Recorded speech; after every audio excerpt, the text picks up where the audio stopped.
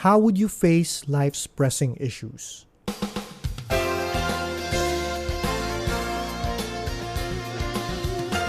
Good Monday morning.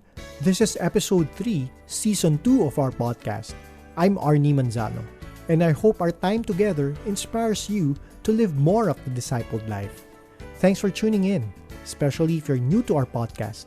We're available on Spotify, Apple and Google Podcasts, and wherever you listen to your audio. My guest today loves creating value.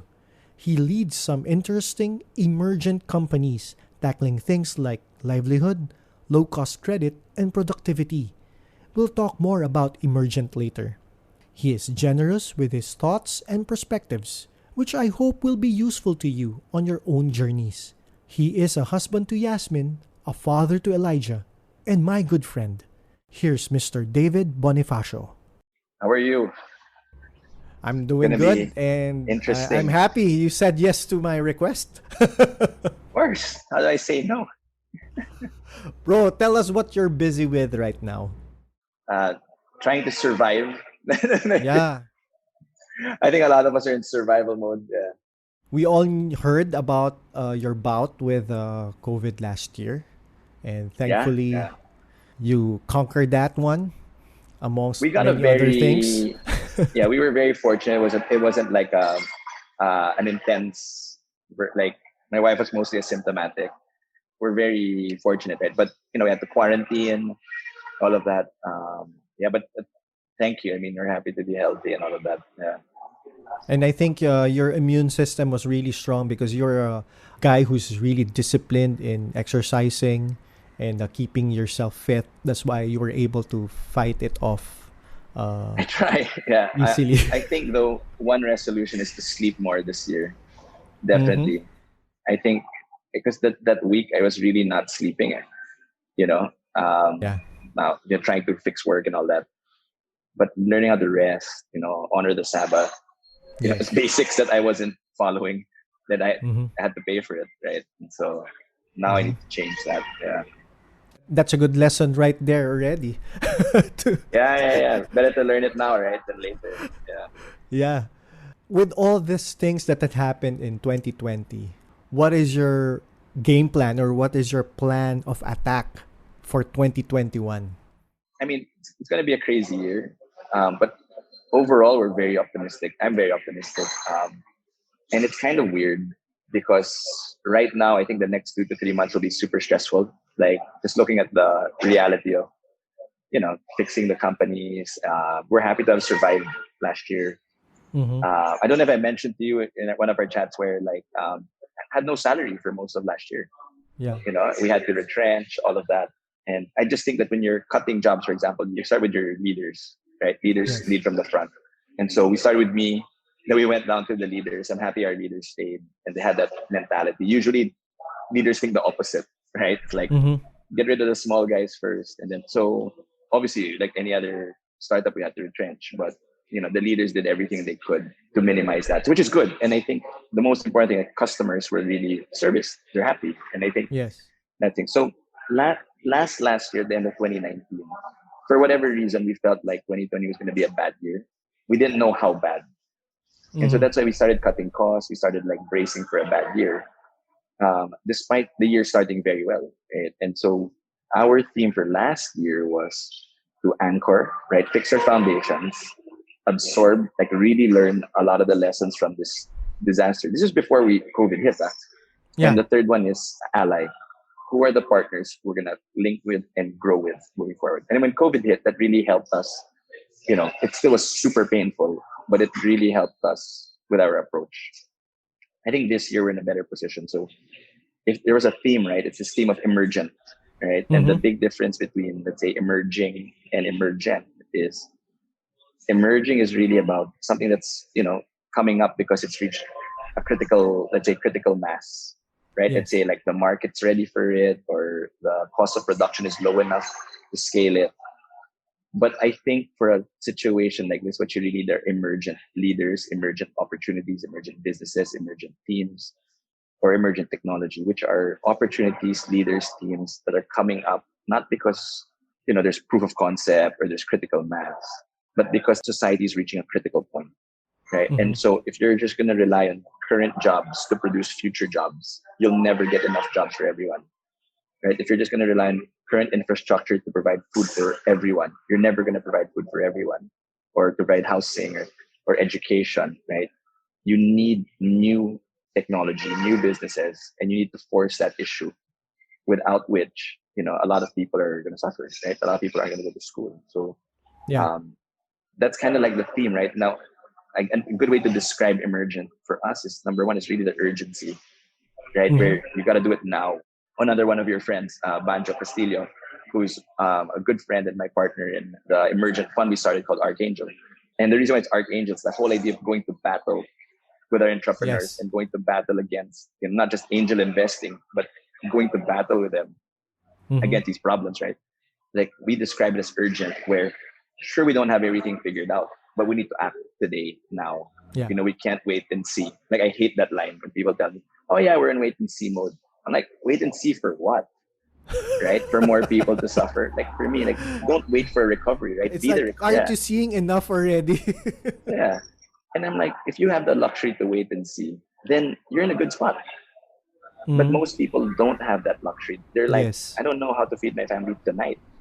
Yes. And that's a reality, particularly in the Philippines, right, where I'm based. So the urgency is important. The second one is really moving in conviction, right? High Mm-hmm. conviction. Mm-hmm. And for me, that really speaks to just the conviction that people are important. But the second part is our conviction around our research, right? Our conviction around our expertise. Because to us is, if you're really creative, if you're really good, if you're really smart, if you can really make things happen, then you can solve these big problems. You Yes. don't need, there's no brilliance necessary. Like, there's many ways to make money. It doesn't need brilliance, right? But solving long-standing social problems is going to need a Mm-hmm. lot of creativity, a lot of money, a lot of resourcefulness. So one of the things we're trying to trigger is this new generation of people who are very successful in the corporate world, or in the government, or in church, or whatever they're doing, and say, you know what, I'm going to apply all of these, not to just a lifestyle of security, but to Mm-hmm. the really big problems of the world. So that's Yeah. the concept of emergence, urgent, right? And it's this high conviction. The third one is providing whatever advantages, and using it to be very creative to solve those problems, like Mm-hmm. whether it's attacking loan sharks, or learning, or all of that. So very excited about it. So that's the theme for this year for us, and for me personally, which is, it's time for us to work on things with urgency, right? With high Yes. conviction, and with a lot of, like, advantages and mastery. Knowing, like that thing we were saying, right? Like, and knowing the rules so well that you can play the game better than the others, Yeah. right? But aiming the proceeds and the results at a more equitable, more inclusive, um, sharing, versus, like, in the Philippines, it's very unequal, right? It's going to be around that theme of emergent, right? Every day you got to act in conviction, not worrying about what analysts are saying, but you acting because you believe something is right, right? Mm-hmm. And every day you got to get better and better at living out those convictions. Connecting with the right people is in a way an advantage also, right? So if you were to look at our framework, right, for how we operate, one of the biggest things for us is clarity that leads to alignment. So Mm-hmm. connecting with the right people means not just simply connecting with people who think what you're doing is cool, or people you want to grab a drink with or play poker with, right? People who share, who are aligned with you on your Yeah. mission, on your core The customers, the same value you want to bring. compassion. Yeah. And then connected to what you also said about it could be an advantage is, so there's a lot of people who have been excited about what we're doing with Archangel, right? Interested. But the big thing to us is really, does this person have the competence to reach Mm. outcomes, right? So a lot of people say, oh, I like it, right? But can they contribute to the outcome? And Yeah. that's key, because there's a lot of NGOs here, right? There's a lot of people who say that, we want to help the poor, or hashtag this, post this, all of that, right? Mm-hmm. But their contributions are negligible, not because they cannot, but because they haven't put themselves in a better position to achieve outcomes. So that's an important part, right? About the difference between outcomes and outputs, Yes. I was right? And about so a to lot, ask you that. I saw yeah, that on your Instagram Instagram, post. yeah. Yeah. Can you comment on that? So a lot of, like, this is the theme and around the office, where outputs are basically like the stuff you're doing, right? So an outcome would be like, I want to be healthy, right? Mm-hmm. And so you'd be like, so healthy is like the outcome I want to reach. And maybe you want to define that as pain-free, disease-free, high energy, right? You describe those outcomes. Output would be like working out, Mm-hmm. right? And so it's possible to work out 3 hours a day and not become healthy, not achieve your outcome of Mm. you're tired, you're injured. It's very important to first define what those outcomes are, work backwards. A lot of people will be like, the outcome you want, let's say, is profitability. And then you go to your sales guy and he's like, yeah, I emailed 100 people. Emailing 100 people is an output. It doesn't necessarily Mm. mean you got the revenue you need to become profitable. And people need to judge themselves, and we need to judge our buyer outcomes, not simply by how hard we work or our motives.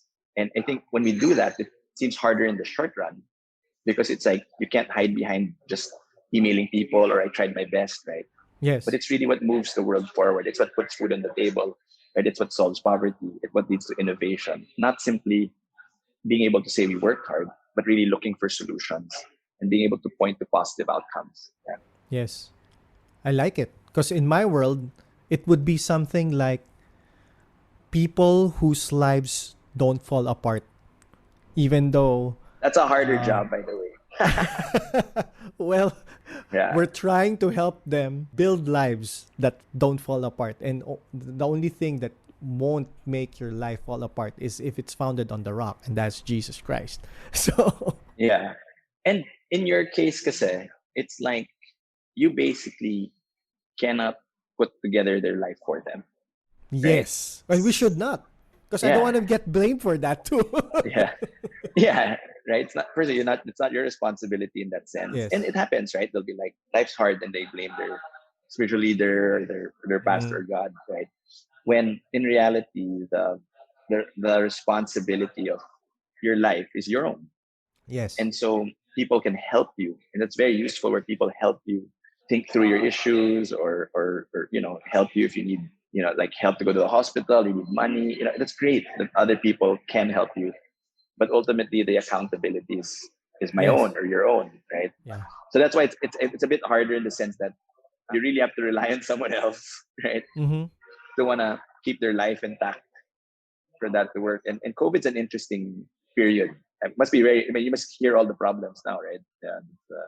Well, yeah, I was just telling your dad the other day that my empathy level has gone really way, way up last year because of all the things that I Yeah, had yeah. to hear from Nonstop. people. Not that I like to hear those, but I had to because I Yeah. want to help. It's the reality. Yeah, yeah. Yeah. So, I have that, like, every Saturday on my Instagram, I have this Ask Me Mm-hmm. Anything. It's funny because a lot of my close friends, like, find it irritating.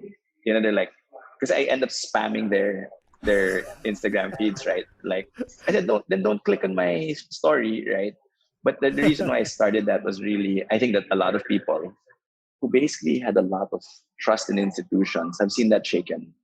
And the Mm-hmm. reason is because when this happened, it's like I can't turn to my boss, I can't turn to I can't turn to my teachers. I can't, a lot of kids who followed their teachers, got good grades, graduated, all of a sudden can't get a job. Doing all of that was supposed to be you were going to get a good job after that, right? And COVID basically changed that. A lot of people were excellent at their job, but they're now jobless, right? Yeah. And they also understand that it's not necessarily their boss's fault. It's a big thing. A lot of people who were very healthy all of a sudden got COVID, right? And then, Yes. like, what happened? Like, I was watching my health and all that. And so a lot of the formulas got changed, right? But one of the dangers now is whenever you see like us shaking like this and people start questioning institutions, which I think are important to keep strong, right? Mm-hmm. Is that Mm-hmm. they start turning to the loudest voices. And Mm-hmm. some of these voices are just ridiculous. They have no credibility. Some They're of those misleading. voices are just noises. That's a good way to put it. And I don't necessarily think all of them think that they're doing a disservice. Some of them are very well meaning. But the problem with a lot of those voices is they make you fragile.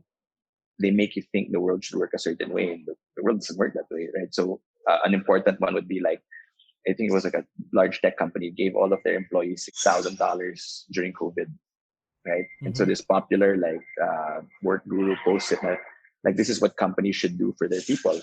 And so I was explaining to my team, like, you shouldn't listen to, like, whatever. Like, and the reason is because the revenue per full time employee of that company is $100,000 a year, $103,000 a year, Mm-hmm. right? So if he gave 6,000 back to his employees, it's like less than 6% of what they gave you a year, right? And they actually grew during COVID. So if you're a startup, or if you're working for a startup, or a smaller company, or a company that's negative, like you're in the hospitality, you're negatively impacted, you shouldn't have this expectation that you're going to get $6,000, right? Yeah. If your revenue per foot, and so my main problem with a lot of these voices is they're not contextualized. Yes. I was And about to say imagine, that. yeah, imagine an employee now saying, "Why aren't we doing this?" I'm like, you don't even bring 6,000 pesos a month, and you want $6,000 a year. It's just, and so people need to go back to the point where it's like there are stages in a company, there are life Mm-hmm. cycles.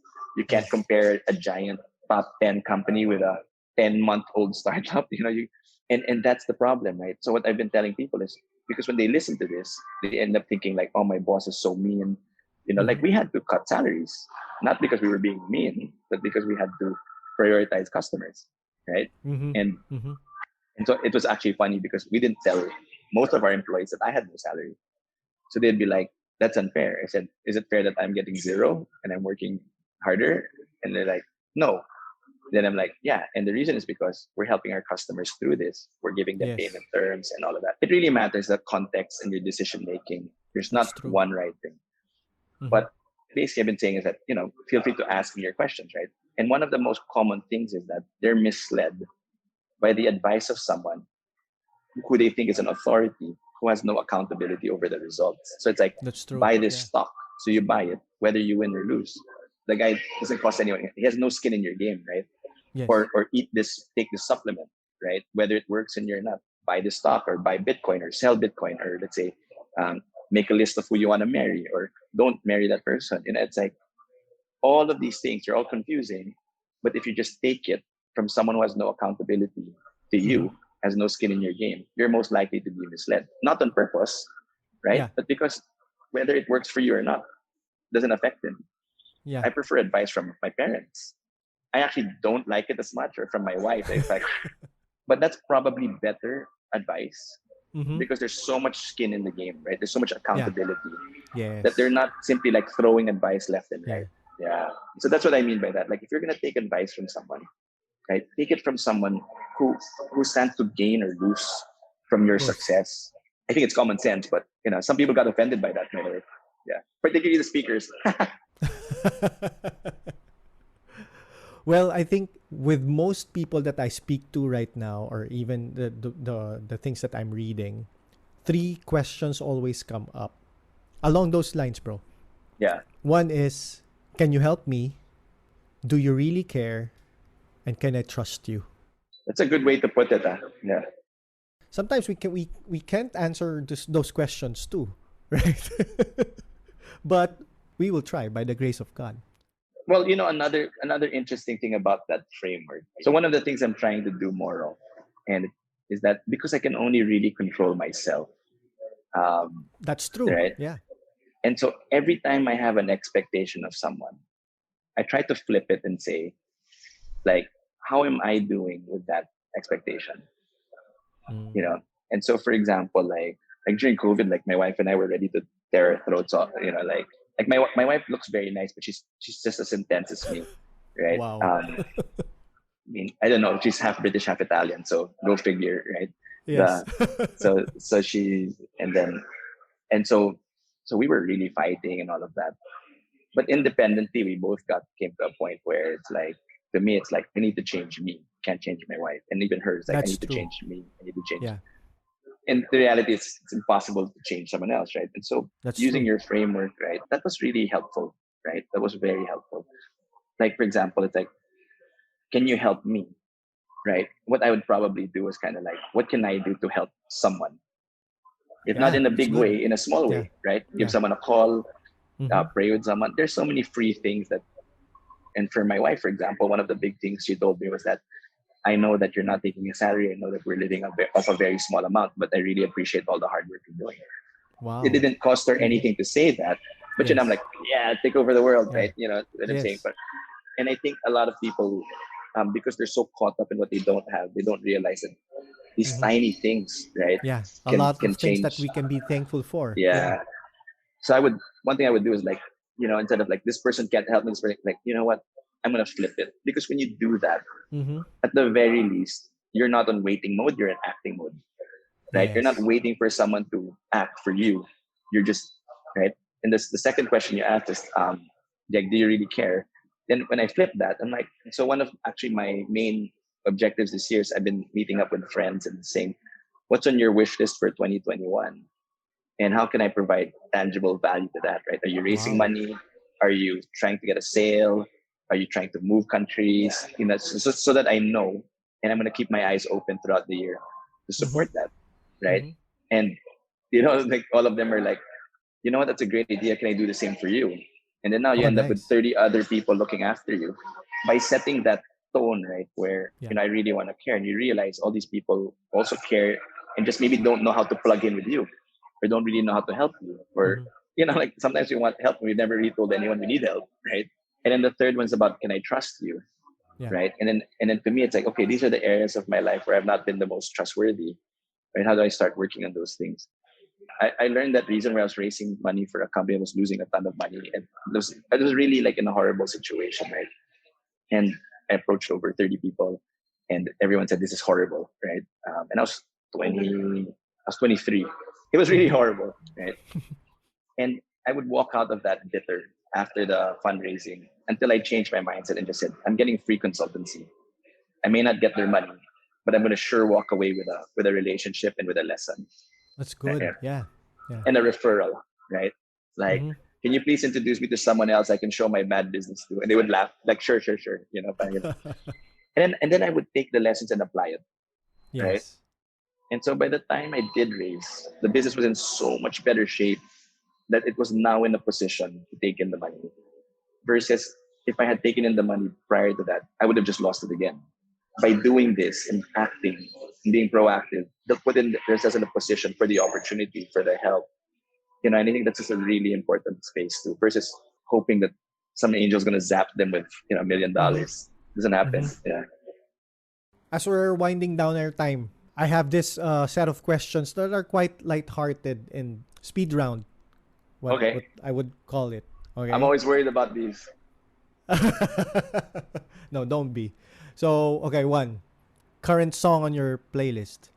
I was asked this in another podcast also. So my go-to song is this song by it's not a song, it's a piece by Beethoven called the Emperor Concerto. So Oh, so it's kind of like my pre-battle song, you know. nice. Okay. Yeah. And so I mean, look for it. It's great. Yeah. Okay. So it's like when I'm starting my morning, that's what's playing in the background. Yeah. Wow. Because I was cycling the other day. My Mm. song was because of my age, right? It's because of my son too, who's 13 years old, and he's playing this song like all over and over again on his on Spotify. Yeah. It's the theme from Rocky. How old's your son? Yeah. Well, it's funny. That's You why. know why? Oh wow. One of Elijah's favorite songs is Thunderstruck, AC/DC. Oh yeah, I know that. Yeah. It's hilarious. It's like thunder, Yeah. thunder, because it was in the Oh, Iron Man show, right? It was in the yes, Iron Man yes. soundtrack. Yeah. So he was like thunder. I mean, it's probably not the best song for a 3-year-old, but it's just so funny. It's like All right. thunder. Yeah. Series you're watching. I'm horrible. I fall asleep right away. You know, but I thought The Mandalorian was good. That was really good. Okay. Yeah, One Okay. Division was also interesting, very different, but I thought Okay. it was interesting. I'm tired of Wheels on the Bus. Yeah, I'm tired of Ryan's World.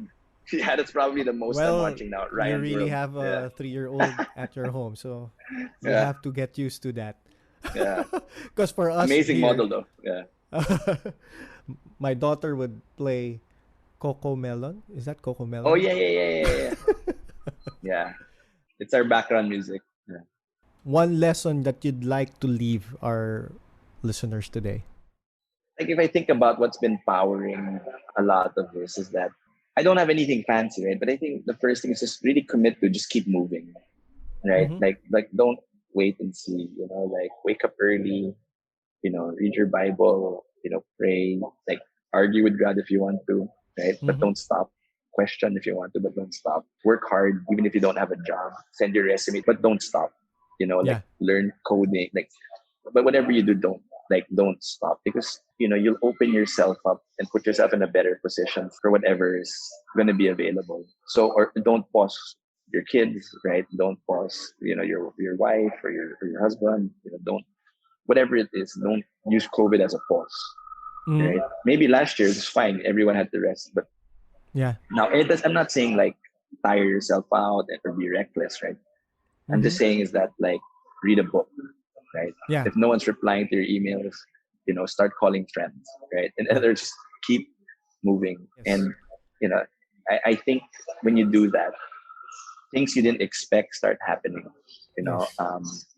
and I think, not to turn it religious, right? I think that God honors diligence, you know, Mm-hmm. and at some point, yeah, like I've been working my ass off, and like I mentioned, I probably lost the most money in a single year last year, but I don't feel paralyzed, right? Not because my savings is at an all-time high; it's at an all-time low, right? Not Mm-hmm. because I actually feel weaker, pre-COVID, after COVID, right? But because that life's dynamic, right? And you know Yes. that if you keep moving, that you're in a better Yeah. spot overall. So I would just say that, like, 'cause, like, it's hard to give assurances now. Like, I have no assurances for myself, right? Yeah. But I'm We all committed to face just keep that. moving. Yeah. Yeah. Well, you have 4 kids. That's a different thing, man. Yeah. That's a different I don't kind know how of you do commitment. it. Yeah, yeah. Well, number one, I thank God for my wife. So that's why. No, No, that's but true. That's really yeah. true. Yeah. I always tell my sons too that, Yeah. don't stop learning. I do not say don't stop studying. I say Yeah. don't Yeah. stop learning. The moment you stop learning, you stop Yep. growing. Yeah. No, like that, right? And the wives have been really heroic. Mm-hmm. 99% of what goes on with Elijah is, she posts. Yeah, actually, she posts a lot. But like, that's why my son adores his mother, right? They're just Mm-hmm. together the whole time while I'm working, all that. But they've been heroic. They Mm-hmm. haven't stopped. And she was saying that, like, my routine hasn't really changed. Like, yeah, it's true. It's ours. Yeah. Bro, thank you so much for your time. You're welcome. The Yeah. Lord bless the works of your hands. Yeah. Thank you. Yeah. You too. Good catching up. I believe the insights that David shared will prove useful to you as you face your own issues and solve them excellently. He mentioned having a sense of urgency. A wait and see approach may not be what you need anymore if you are already seeing or experiencing the issues that need to be dealt with. It's time to get into action. I'm not saying to go in blind and without planning. That is why researching, partnering with the right people, and growing your expertise are important. With these elements, you will be able to move forward with conviction. Then you will be able to provide advantages and opportunities for the people you lead and serve, and gradually solve the issues at hand excellently in your communities, businesses, and even in your personal lives and families. The Apostle Paul writes in Colossians 3:23, "Put your heart and soul into every activity you do, as though you are doing it for the Lord Himself and not merely for others." I hope you found this episode helpful and inspiring. Follow Good Monday Morning on Facebook for daily inspirational content. Subscribe on podcasts for our full episodes. That's it for today. Have a good Monday morning and a blessed rest of the week.